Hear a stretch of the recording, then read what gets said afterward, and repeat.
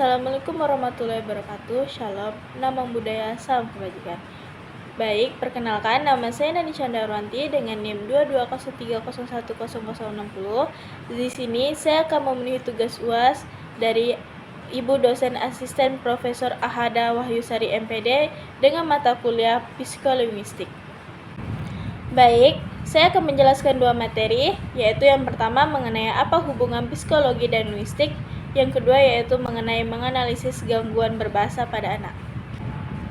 Baik, materi yang pertama yaitu apa hubungan antara psikologi dan linguistik. Dari materi keduanya yaitu sama-sama meneliti bahan sebagai objek, namun berbedanya di bagian materi linguistiknya saja. Karena di bagian materi linguistik itu mengkaji struktur bahasa, sedangkan di bagian materi psikologi yaitu mengkaji perilaku berbahasa atau proses bahasa. Baik, apa itu speech delay? Speech delay adalah keterlambatan kemampuan berbicara dan bahasa yang tidak sesuai dengan kondisi anak. Kondisi anak ini membuat tidak mampu menyampaikan pikiran akibat keterbatasan bahasa dan pemahaman yang dimilikinya. Apakah speech delay ini bisa ditangani? Bisa, namun jika telah ditangani bisa menghambat perkembangan pada suatu anak. Baik, ada 5 faktor penyebab dari speech delay, yaitu yang pertama yaitu masalah lidah dan langit-langit mulut. Mayoritas anak yang mengalami speech delay disebabkan oleh masalah pada struktur mulutnya. Pada kondisi ini bisa menyulitkan anak untuk mengontrol otot atau bagian-bagian mulut ketika berbicara. Selain kesulitan berbicara, biasanya anak mengidap kondisi ini juga kesulitan untuk mengunyah makanan. Yang kedua yaitu gangguan mengendalikan gerakan. Bisa disebut dengan apraksia, yaitu gangguan neurologis yang mempengaruhi kemampuan seseorang untuk mengendalikan gerakan. Penyebabnya adalah kelainan pada otak atau kecerdasan. Alhasil, pengidap atau anak ini bisa kesulitan menggerakkan wajah, kaki, dan tangan. Juga kesulitan untuk mengunyah makanan. Yang kedua yaitu gangguan mengendalikan gerakan. Bisa disebut dengan apraksia, yaitu gangguan neurologis yang mempengaruhi kemampuan seseorang untuk mengendalikan gerakan.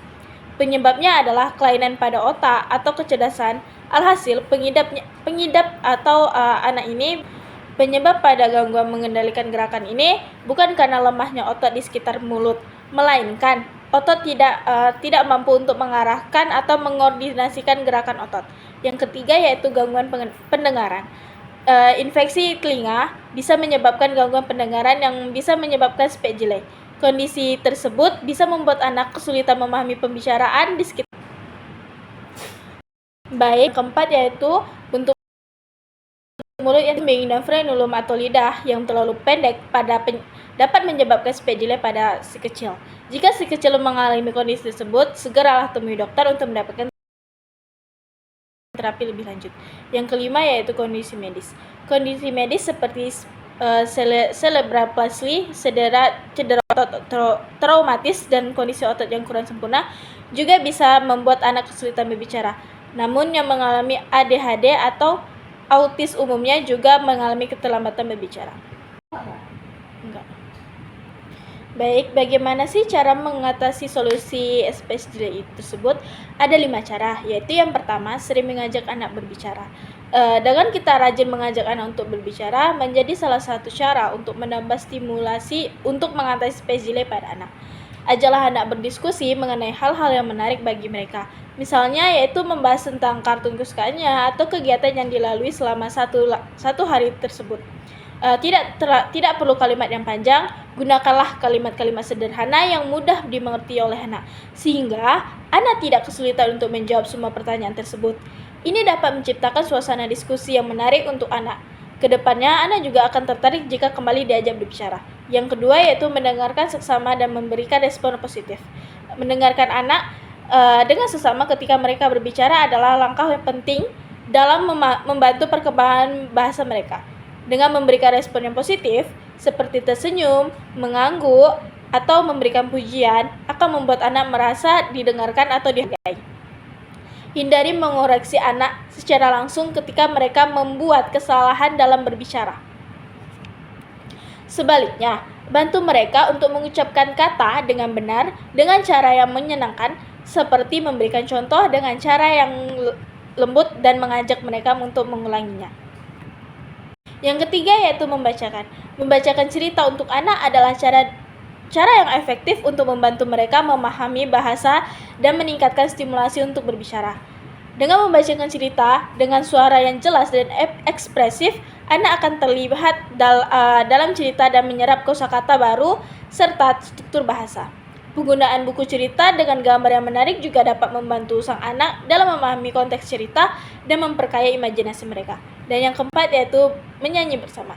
Dengan menyanyi bersama, anak adalah suatu kegiatan anak yang menyenangkan dan bermanfaat untuk perkembangan bahasa mereka. Namun, bernyanyilah dengan lagu-lagu anak yang sering mereka dengarkan atau seringkali memiliki pola yang sederhana dan berirama, sehingga membantu anak dalam belajar mengucapkan kata-kata dengan benar dan meningkatkan keterampilan berirama mereka. Selain itu, menyanyi bersama juga memperkuat ikatan emosional antara orang tua dan anak, yang merupakan aspek penting dari perkembangan. Yang terakhir yaitu membatasi penggunaan gadget. Terlalu banyak waktu yang dihabiskan di depan layar gadget seperti menonton televisi atau bermain permainan elektronik dapat menghambat perkembangan bahasa anak. Penelitian telah menunjukkan bahwa paparan yang berlebihan terhadap media elektronik dapat mengganggu kemampuan bahasa dan komunikasi anak. Oleh karena itu, penting untuk membatasi waktu anak di depan layar dan lebih mengutamakan interaksi langsung dengan orang tua dan lingkungan sekitar yang kaya akan bahasa. Mengatasi space delay pada anak memerlukan kesabaran, perhatian, dan interaksi yang konsisten dari kedua orang tua dan lingkungan sekitar.